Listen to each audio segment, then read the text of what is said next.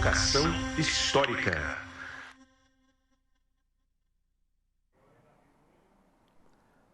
Olá, olá, olê, olê, olê, olá. Está começando mais um Provocação Histórica, ao vivo pelos canais do Instituto Conhecimento Liberta, em todas as plataformas pós-pandêmicas e virtuais desse nosso mundo, vocês sabem, invariavelmente cheio de guerras.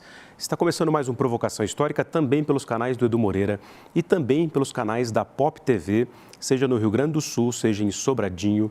Estamos ao vivo. Nosso grande público que estava aqui no ICL Notícias 2, nos acompanhe, vamos curtir, compartilhar e fazer viajar a palavra da história. A essa altura, vocês já sabem, eu sou o Lindenay Pareto, um historiador e um professor de história no Brasil e no mundo que tem um intenso e violento passado pela frente, como diria o cronista. E o Provocação Histórica aqui tenta debater a gênese histórica dos grandes problemas do mundo. Portanto, vamos curtir, vamos compartilhar.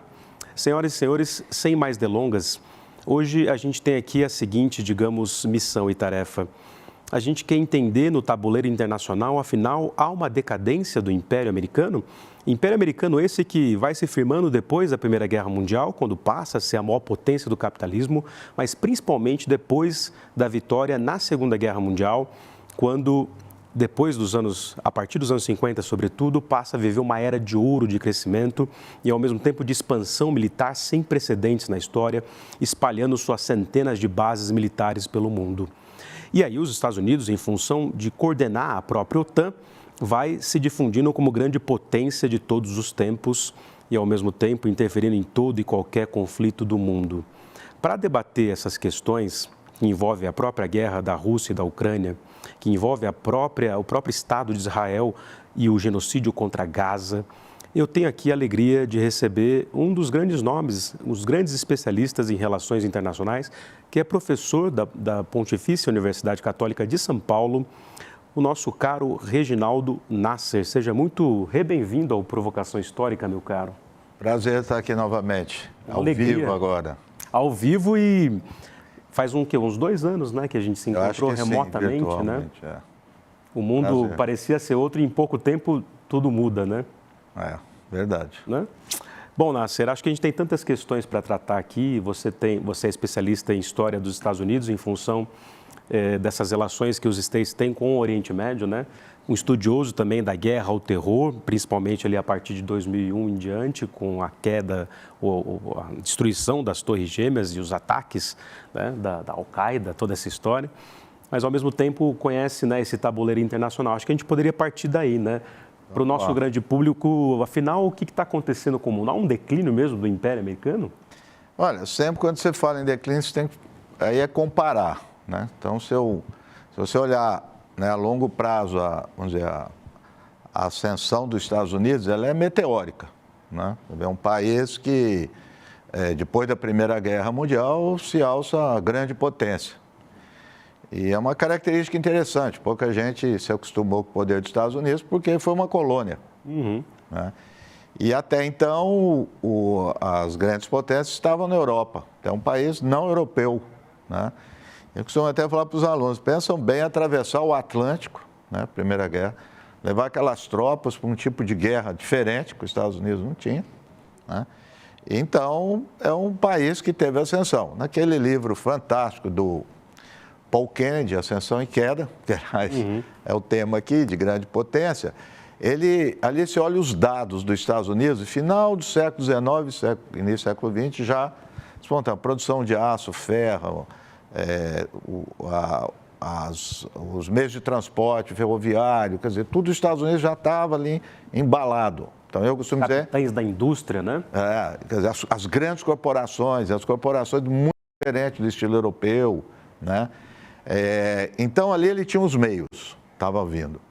Eu falo isso. E aí, quando vem a Primeira Guerra Mundial, com o Woodrow Wilson, molda os meios e a concepção, a pretensão. Uhum. Então, o Woodrow Wilson, que é um personagem que eu continuo estudando bastante, ele viu que tinha que sair do hemisfério. Porque até então tinha a doutrina Monroe, que, aliás, 200 anos da doutrina Monroe. 200 anos, né? E a doutrina Monroe era uma doutrina do hemisfério. América para os americanos. América para os americanos. Ele saiu do hemisfério, né? E foi tentar moldar uma nova ordem. Aqueles 14 pontos de Wilson. 14 pontos. Aquilo ali é a parte que é um disfarce. Que ele é muito bonitinho, os 14 pontos. Mas ali expressa isso. E, portanto, dali vem vamos dizer, a imagem, o que nós temos no mundo hoje. As organizações internacionais, tudo isso é a imagem semelhante aos Estados Unidos. Não tinha isso. Os impérios europeus não tinham interesse nisso, né? Então, a Liga das Nações e tudo mais. Mas ali é um paradoxo também. Os Estados Unidos bolou tudo isso e o Senado americano vota contra a entrada dos Estados Unidos. Né? Até mostrando... Primeira Guerra, né? Não, no pós-primeira. Os Estados Unidos vai... A Alemanha é derrotada, e aí vão pensar a nova ordem. É o primeiro momento para a nova ordem mundial sobre os Estados Unidos. O do Wilson está na Europa, concebe a Liga das Nações e tudo mais. Mas não participa, porque o Senado não aprova, né? Então ele volta com tudo depois da Segunda Guerra Mundial, durante a Segunda Guerra e pós-Segunda Guerra Mundial. E é uma ascensão meteórica, né? O que acontece é que esse pós-Guerra Fria, que são os paradoxos, é o apogeu e o declínio. Porque é o apogeu porque ele fica sozinho. Até ali, os anos 2000, começo de 2000 e tudo. Na hora que começa a ascensão da China, né? E de outros poderes. Então, hoje, você olha os dados. O dólar ainda é hegemônico, mas perdeu poder. Né? Os Estados Unidos pressiona hoje países como os países do Golfo, que é a Arábia Saudita e tudo mais, pressiona para não ter negócio com a Rússia. Eles têm negócio com a Rússia. Então, ou seja, o poder também é essa capacidade de influenciar. Então, ele perdeu. Continua uma grande potência, tem os meios de destruição, de uso da violência, como poucos têm, mas ele não é mais o que era antes. Né? Então, e aí o dado é a ascensão, eu diria, da China e do que a gente tem comentado aqui do Sul Global. Né? Então, relativamente, eu diria que sim. Às vezes as pessoas falam, mas continua... É verdade. Então, se você bater uma foto, ele é a grande potência. Se você colocar num filme, ele está em declínio. Sensacional, gostei disso. Você bateu uma foto, é a maior força militar do planeta, tem, sei lá, 800 bases. Isso. Mas se botar no filme, já mostra que... Ele está caindo. E o quanto essa coisa do Biden está ali, né, com problemas já na terceira idade, com dificuldades de locomoção, quanto isso é um retrato, essa gerontocracia, né? Acho que aquele Neil Ferguson chamou assim, gerontocracia. O quanto isso é parte desse filme? Tá.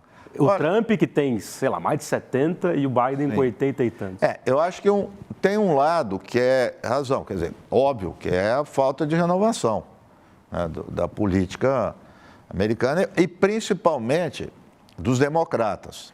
Quer dizer, mas o Trump também mais de 70. Não estou aqui, obviamente, estou lá do oposto elogiando, mas o Trump trouxe novidades para a direita. Né?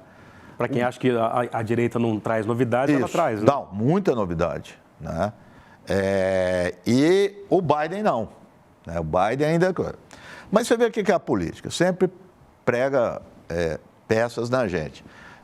A semana passada, conversando inclusive com a Heloísa Vilhena, ela me entrevistou sobre isso e a semana passada, disse para ela, Heloísa, ela escreveu um artigo, eu estou seguindo o Bernie Sanders e tudo, a esquerda do Partido Democrata, para ver o que eles estão falando do Biden. E eles não estavam falando nada. Eu comentei com ela. Estavam em silêncio. E ela colocou no artigo. Antes de ontem, saiu um artigo no Washington Post.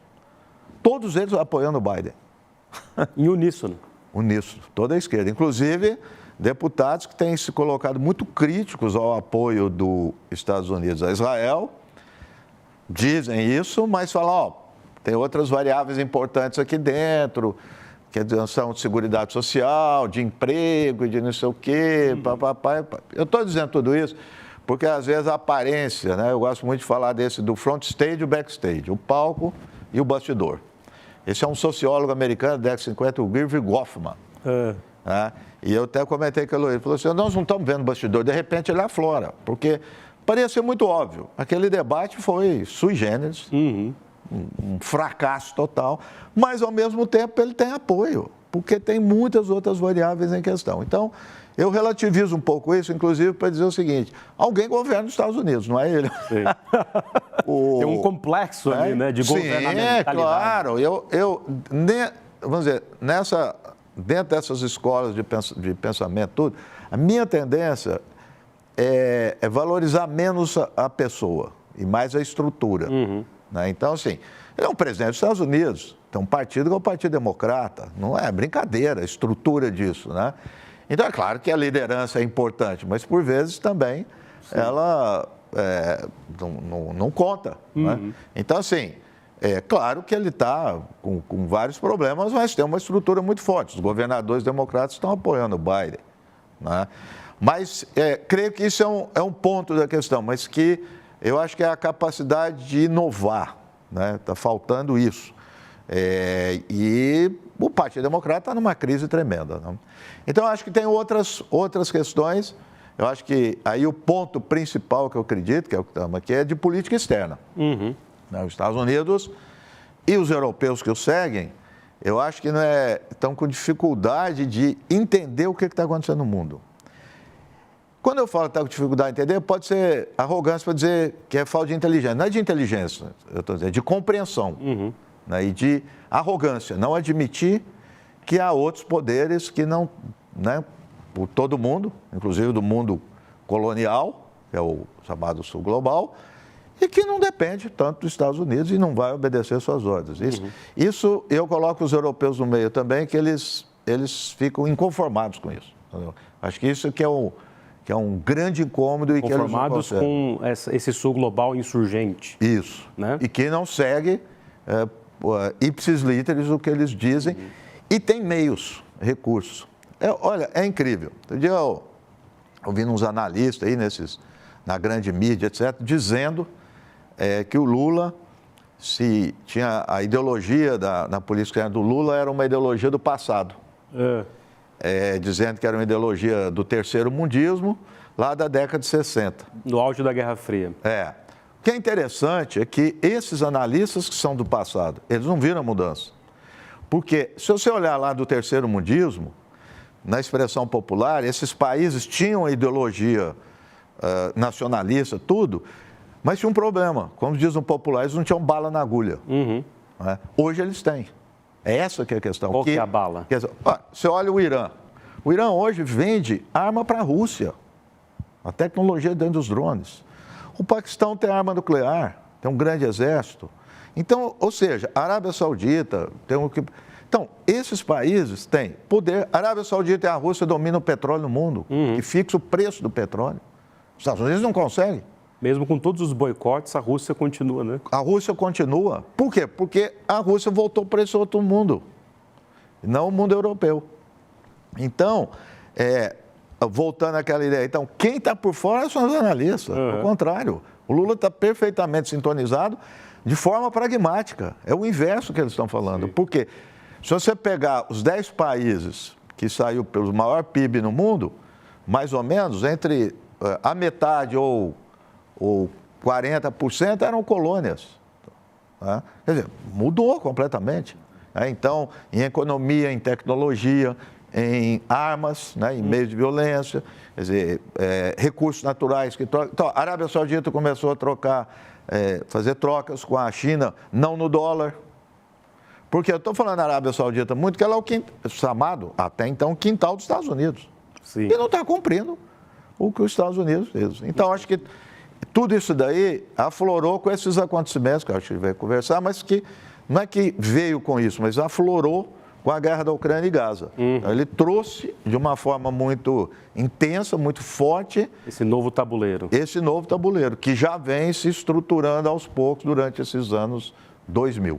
Perfeito. Senhoras e senhores, jovens do Brasil, o Provocação Histórica hoje tem a alegria de receber Reginaldo Nasser, que é professor livre-docente da PUC São Paulo, coordena um grupo de estudos sobre conflitos internacionais e é especialista, como vocês estão vendo, em história das relações internacionais, passado e presente, geopolítica e um analista de primeiríssima qualidade. Vamos lá, né, Nasser? Eu acho que você que estuda de longa data os conflitos mundiais, seus grupos de estudo e tal, a gente vai vivendo o nosso cotidiano e vai percebendo muitas coisas. Primeiro que a gente tem pouca ação diante da guerra, ou pouca reação, né? Então, a gente vê crianças morrendo em Gaza o tempo todo, né? Uma hecatombe acontecendo no mundo de várias formas, mas ali, né, televisionada, né? Tudo aparecendo ao vivo para a gente. E a gente, né, mesmo com os nossos protestos, para quem está se posicionando, né, tem pouco poder de fogo, digamos, para resistir. Um mundo, então, invariavelmente cheio de guerras. Mas por que a gente não consegue cessar o poder do Estado de Israel contra Gaza, contra o povo da Palestina? Então, em parte tem a ver com aquilo que nós falamos antes dos Estados Unidos, né? Israel, não é segredo para ninguém, é sustentado pelos Estados Unidos. De outubro, só de outubro para cá, porque antes disso, os Estados Unidos é corrente o envio de armas e de bilhões de dólares. Inclusive, as rubricas mudam, eles põem ajuda, é arma. Né? Mas, fora essa parte regular, o Washington Post fez uma investigação e trouxe à tona, foram 10 grandes arremessas de armas e munições para Israel de outubro até hoje. Né? Então, há uma sustentação clara dos Estados Unidos em primeiro lugar e dos europeus. Né? De outro lado, vamos dizer, o que seria a sustentação de outro lado? Não é uma sustentação material. Né? Quer dizer, a Rússia, a China, os poderes regionais não estão dando armas para o Hamas nem para um outro grupo. Nem para o Hezbollah. Nem para o Hezbollah, para ninguém. Você tem ali um poder regional que sempre incomodou e está incomodando mais ainda, que é o Irã. Mas muito limitado. Você não vê arma iraniana com o Hamas, por exemplo. E se, porventura, for arma iraniana, é dado pelo mundo ocidental que é algo que não pode, que é proibido. Né? É interessante. O dia eu vi a Coreia dizendo que vai mandar arma para a Rússia, não pode, mas às vezes manda arma para todo mundo. Pois é. Então, Gaza, num primeiro momento, é esse. Mas eu, sinceramente, quando veio depois, eu pensaria que fosse pior em relação a Gaza. Né? Eu vou te exemplificar com isso. Quando veio a questão de Gaza, eu falei, bom, Israel é um país que se relaciona bem com a Rússia, com a China,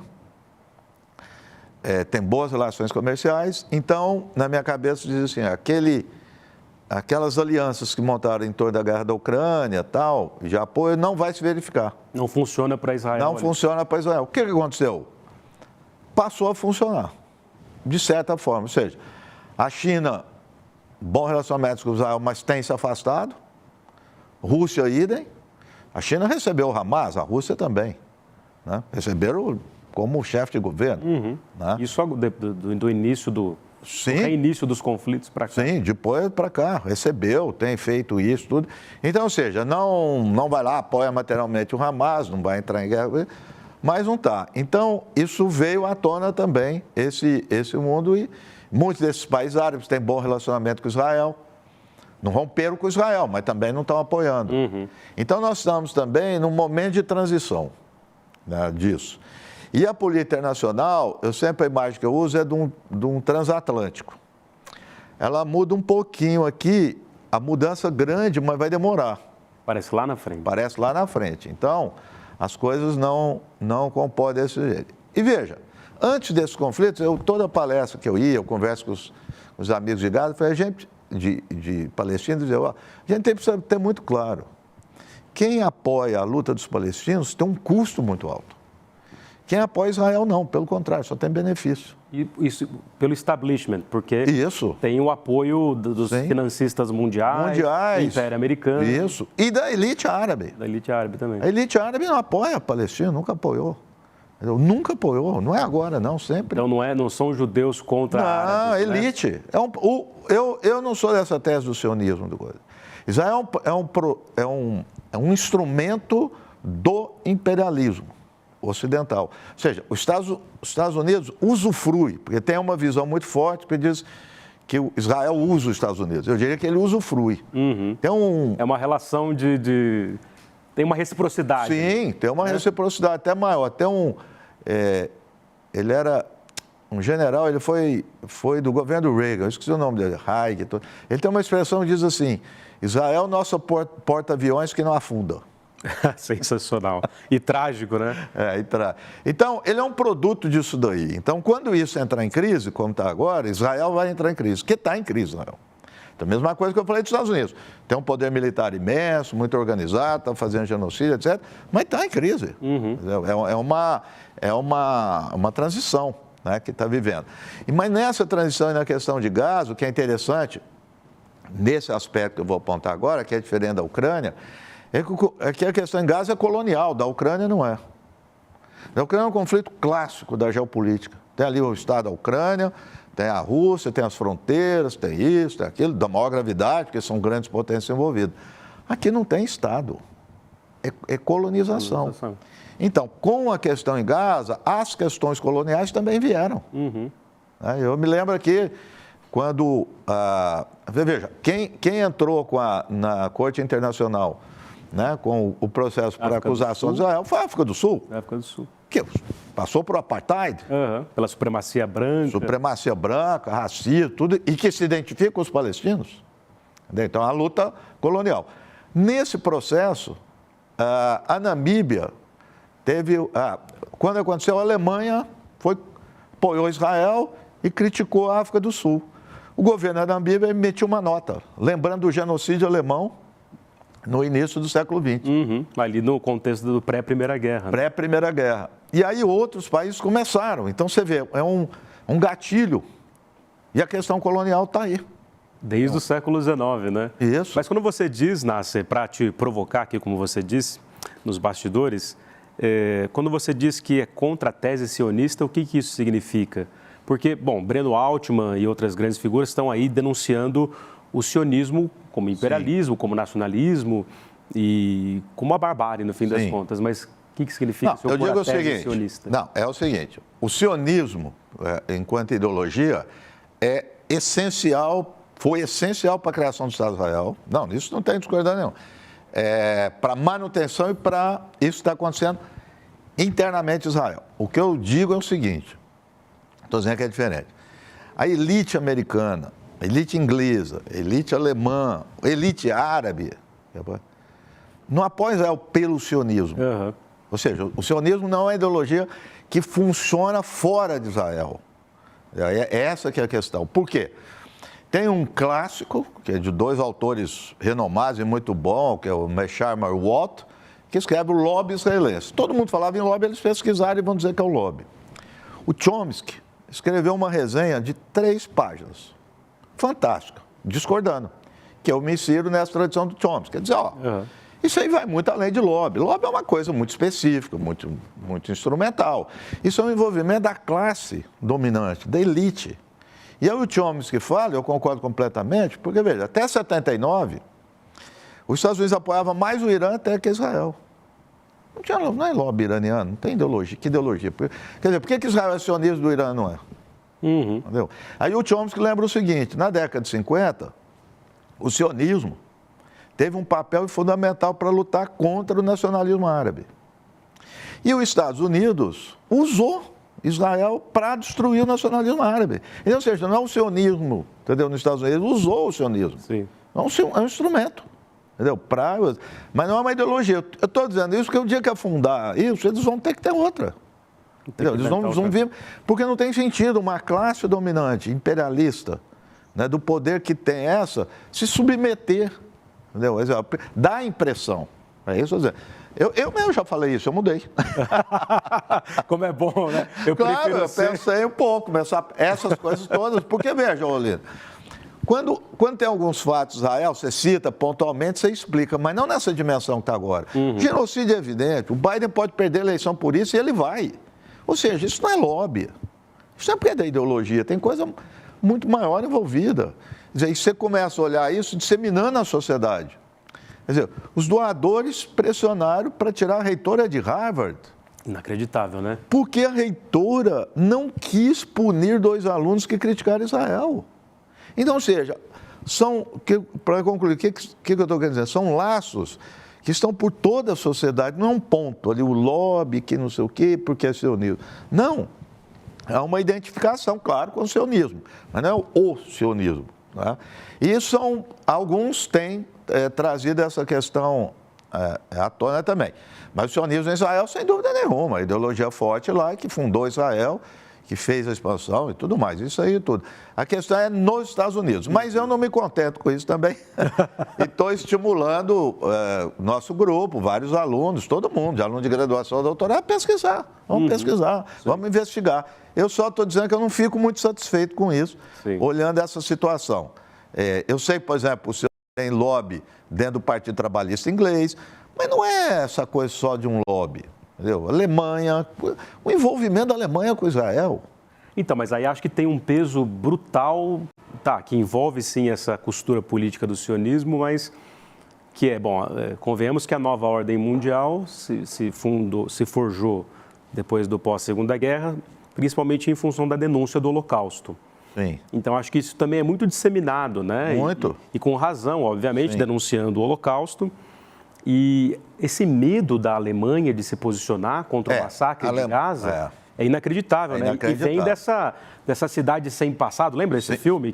Fantástico. Que a menina vai pesquisar no pós-guerra quem tinha apoiado o nazismo. Fantástico. Ninguém tinha apoiado o nazismo, né? Fantástico esse filme. Não é? E aí ela vai pesquisando nos arquivos e descobrindo que quase todo mundo na cidadezinha alemã que ela nasceu tinha apoiado o nazismo.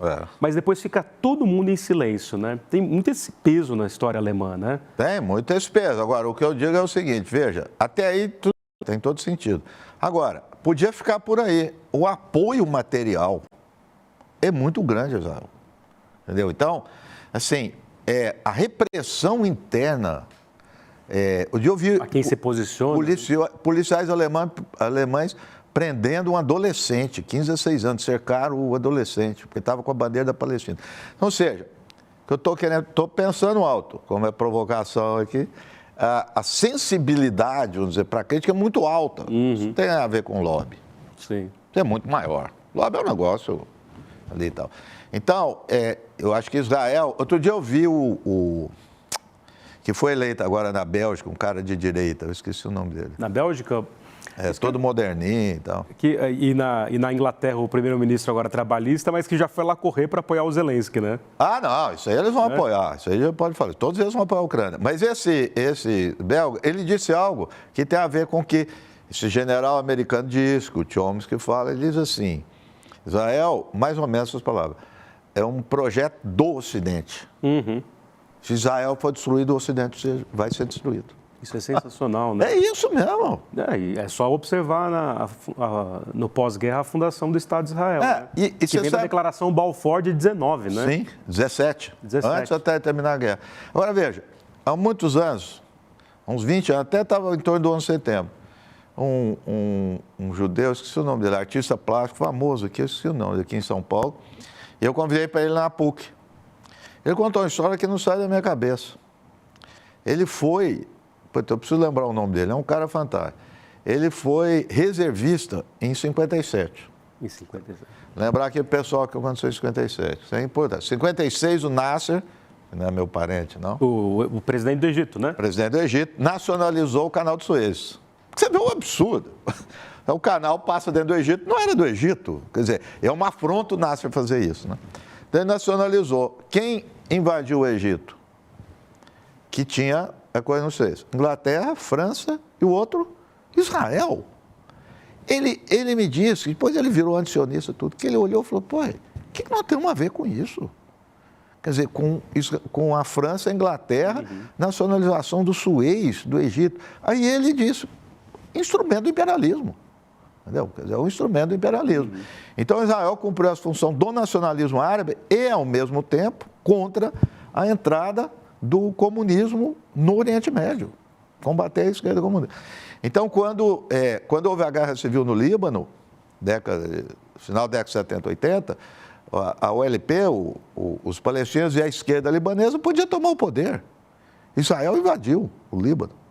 Entendeu? Então, tem a ver com isso. E para lembrar com o judeu, teve um massacre de Sabra e Shatila. E quem apertou o gatilho foram libaneses, árabes. E foi cercado por Israel. Então, foi um conluio de Israel com os falangistas libaneses. Por que eu estou falando isso? Porque o que os converge é ideologia. Não é de judeu, é ideologia. Então, aqueles eram falangistas. Falangistas são de direita. Quer dizer, sem dúvida nenhuma, o nome falange já diz isso. Sim. E o outro era a esquerda. Essa era a questão. Né? Então, Israel envolve muito isso. Ele chama a atenção. Ao mesmo tempo, também, um outro elemento importante, que Israel se conectou de uma forma muito inteligente com o mundo. Então, como eu estava dizendo, ele tem uma relação com a Rússia, com a China, com a Índia, muito próximo da Índia. Vende tecnologia de armas, de aparelhos de supervisão, drones, de identificação. Então, ele tem eu lá no grupo, a gente chama de diplomacia das armas e da tecnologia, ele se vendeu para o mundo. Então, ele se credenciou nisso daí. Ao mesmo tempo, vai aos dados que nós temos. Gaza. Eu tinha o meu orientador, Oliveiros Ferreira, um grande professor e jornalista. Ele fala, meu caro, parta dos fatos.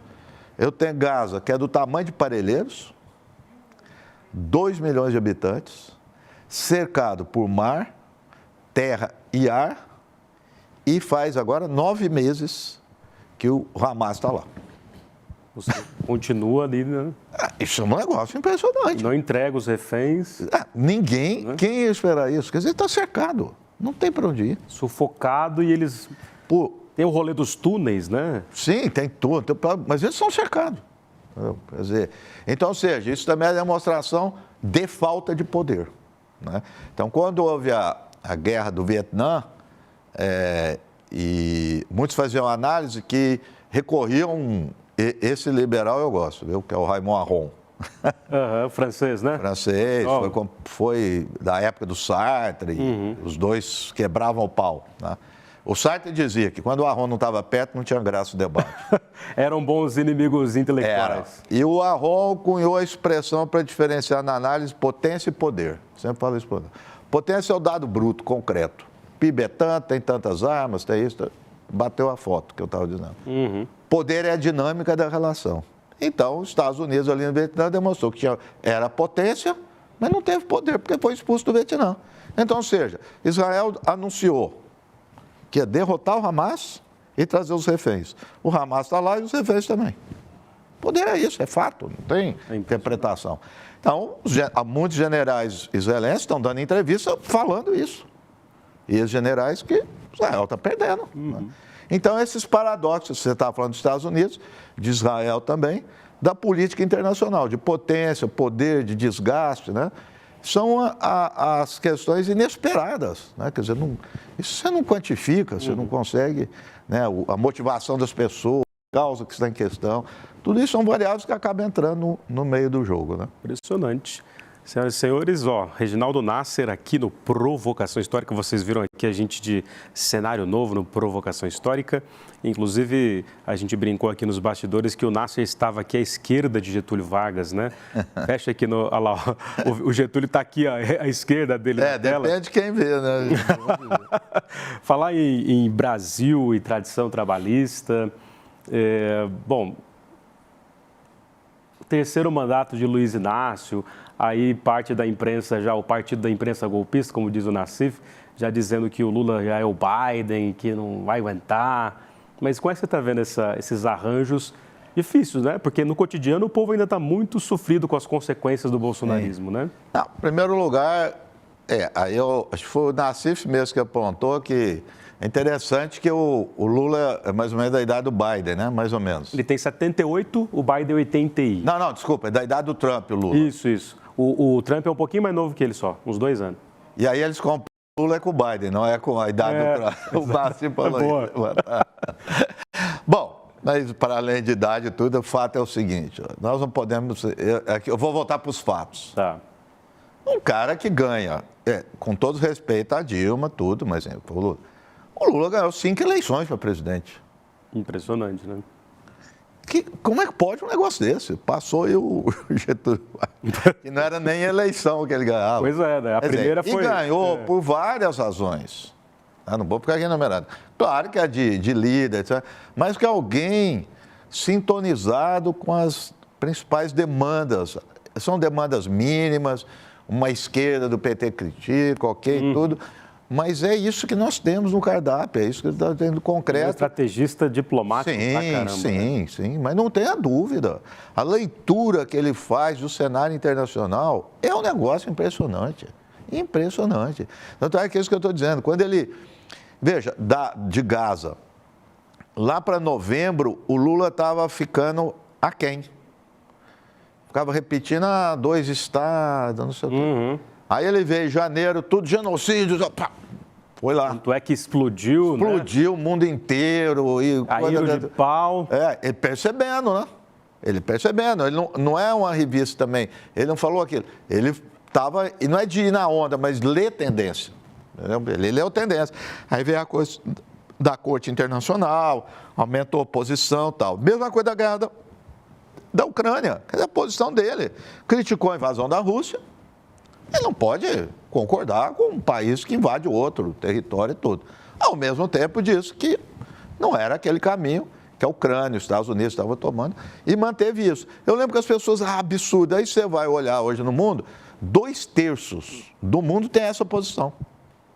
Então o que eu estou querendo dizer é que essas posições dele, embora envolvam valores, escolhas, não é só pragmático, eu discordo disso. Porque tem valor, vamos dizer assim, se coaduna com a visão de mundo dele. Mas, ao mesmo tempo, tem chão. Entendeu? Então, como Gaza. Quer dizer, a condenação de Israel cada vez maior. Então, ele está junto, ele não está sozinho. E está com países que, como eu disse lá, tem bala na agulha, que tem comércio, que tem recurso natural, que tem indústria, que tem tecnologia. É isso, a parte internacional dele é impressionante. O Lula é uma coisa fora do comum. Claro, volta e meia, eu mesmo critico e tal, todo mundo critica, faz parte disso, mas ele é um destaque internacional, não é só do Brasil. E por que você acha que a China não consegue tomar essa mesma atitude que o Lula declaradamente, assim, por exemplo? Porque o Lula falou, é genocídio, mas o presidente da China não fala, né? Não, isso é diplomacia da China. Eles ficam bem ali. Bem ali. Olha só como é que eles agem. Arábia Saudita e Irã, dados como inimigos. Se você procurar até 2 anos, no Google, Guerra Fria no Oriente Médio. Guerra Fria, Arábia Saudita e Irã, estão inimigos e tal. Um belo dia, anunciam para o mundo um acordo da Arábia Saudita com o Irã e a China no meio. Tava bonitona ali.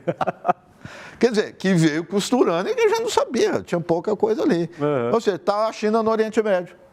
Nunca. Então, esse é outro ponto importante. Os Estados Unidos, desde o final da década de 70, os Estados Unidos está sozinho no Oriente Médio. Porque mesmo durante a Guerra Fria na década de 70, a União Soviética saiu. Depois da última guerra que Israel ganhou, tudo acabou. A União Soviética largou, o Oriente Médio foi embora. Os Estados Unidos está sozinho. Pela primeira vez, os Estados Unidos não está mais sozinho. E que jeito que ela entrou? Não fez estardalhaço, está lá.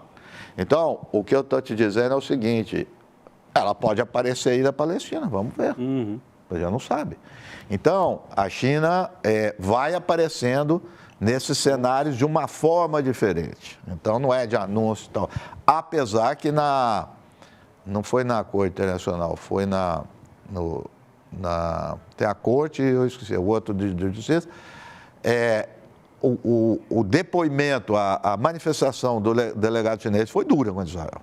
Foi bem dura a respeito de genocídio. Né? Então, assim, eles estão pautando. Então, hoje, os países do Golfo, que é o fulcro do poder dos Estados Unidos, os países do Golfo, quando teve a crise do petróleo, a recessão mundial, o Jimmy Carter diz, aquilo ali é segurança nacional dos Estados Unidos. Né?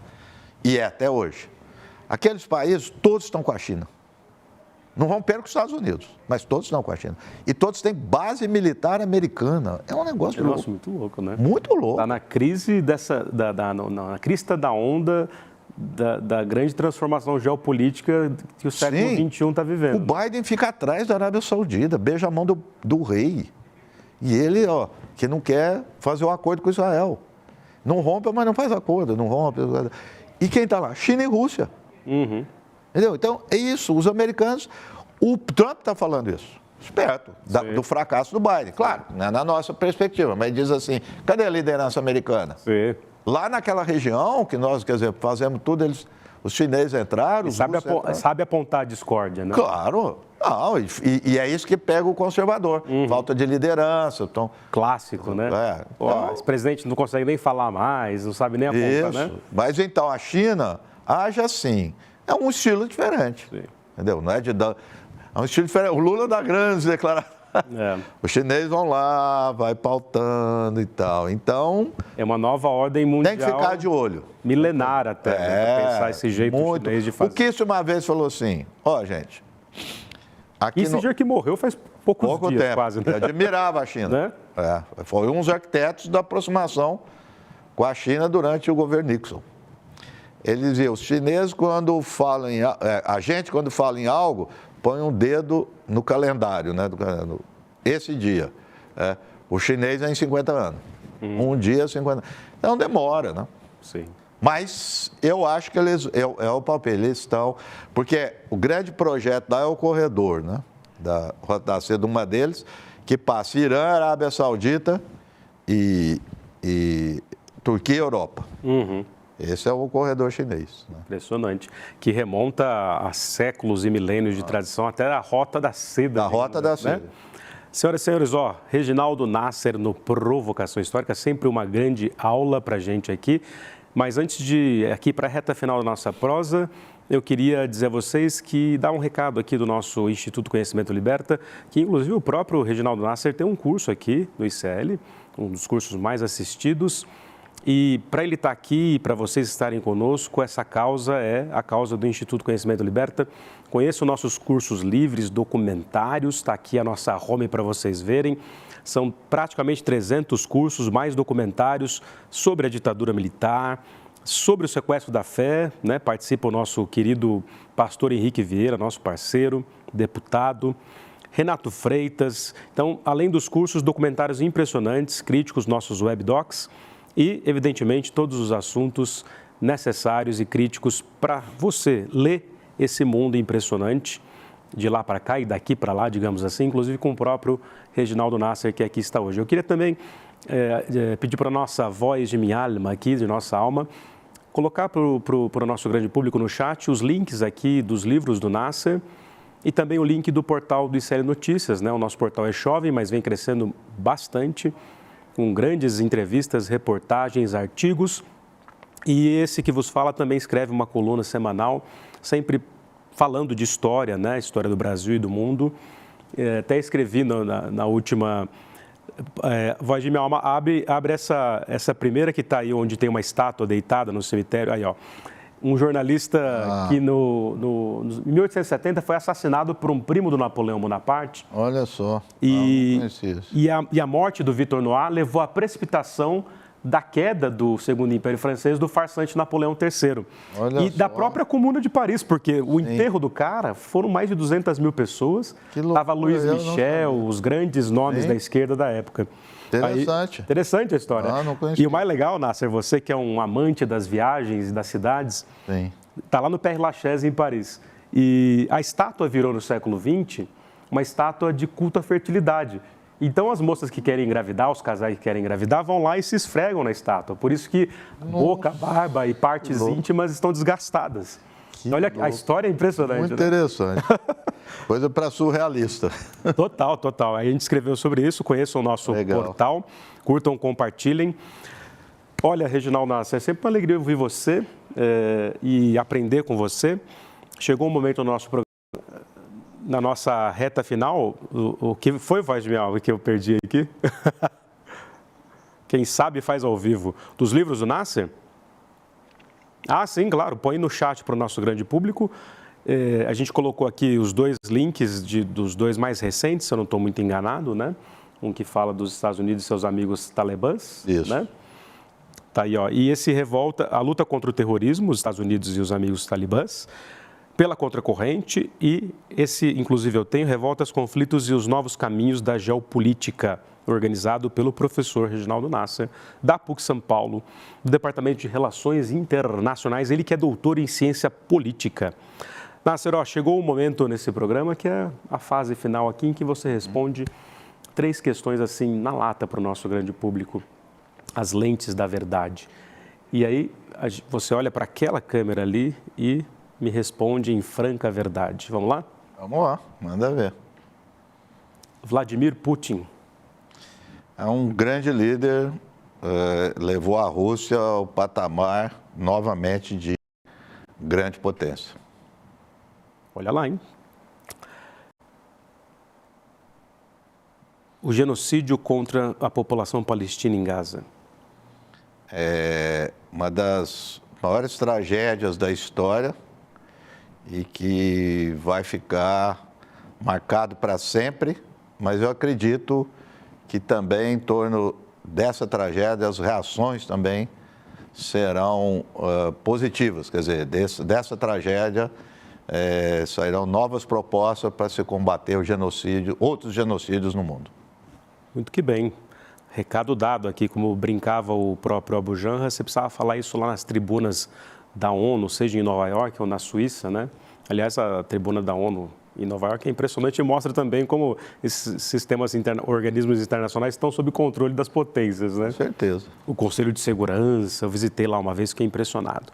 Reginaldo Nasser, muito obrigado por ter vindo aqui mais uma vez. Primeiro foi remotamente, agora aqui ao vivo, presencial. Nasser, inclusive, né, sempre um sujeito que inspira e que dá sorte para a gente, veio aqui num novo cenário do Provocação Histórica. Muito obrigado. E para não perder a oportunidade, você que agora é avô, né, do Antônio, um beijo no coração de sua filha e de Antônio também. O que é a vida? Bom, eu tenho uma pegada, não tem jeito, existencialista, né? Sartreana. Então, eu não, para o existencialista não tem a pergunta o que é, né? O que está sendo? O que está sendo e o que se faz. E o que está sendo até agora, aos 64 anos? Olha, é isso que eu estou dizendo, agora com meu neto passei para outra fase. Uhum. Estou num outro momento da minha vida. Né? Você acha que você está menos treteiro no Twitter, por exemplo? Pode ser, pode ser. O Nasser tem essa tradição no Twitter. Pode ser, mas pode ser que mude também depois, volta, né? A gente não sabe. Eu acho que como se diz aquele poema espanhol, o caminho você faz caminhando, né? Então eu não... É isso. Então é muito interessante contra o essencialismo. Meu pai era comunista de formação hegeliana, e para ele tudo é o que é, que é de essências, né? Eu sempre fui o oposto, né? O que está sendo. O que está sendo, né? Sensacional. Meu querido, despeça-se do seu grande público. Olá, foi um prazer estar aqui em Lindenberg, amigo, companheiro, e uma boa conversa, como sempre, cumprindo aquilo que é o programa, provocar, e eu adoro isso. Que maravilha, hein? Melhor propaganda impossível. Dá um abraço aqui que é tudo verdade. Valeu. Beijo no coração, obrigado, produção. Um beijo para vocês, nosso grande público, e até a próxima semana. Há poucas semanas atrás, a gente organizou o maior evento de empreendedorismo ao vivo do Brasil, no Vibra São Paulo. Mais de 4.000 pessoas se reuniram para aprender com Rodrigo Mocotó, Diógenes Luca, Rafael Donatiello, Nina Silva, Bela Gil, comigo e com mais um monte de gente. Foi absolutamente incrível. O que algumas pessoas não sabem é que esse grupo faz parte de uma turma de formação em empreendedorismo e negócios que surgiu em fevereiro no programa Empreendedor Mestre, o programa mais revolucionário sobre empreendedorismo do Brasil. A gente fez tanto sucesso com esse programa que resolveu lançar a segunda turma. E a aula inaugural da segunda turma vai ser agora, 28 de julho, um domingo às 8 horas da noite. Eu vou dar uma aula para vocês sobre como hackear o sistema, os conceitos básicos de empreendedorismo para quem quer conseguir vencer os grandes usando as regras que eles criam. Parece bom demais? Então assiste dia 28 de julho para você entender o que eu estou falando. Uma aula dura, uma aula direto ao ponto, com muita ciência, mas uma aula que funciona. Isso é cada vez mais raro. Chame seus amigos e amigas para participar também e 28 de julho a gente está junto.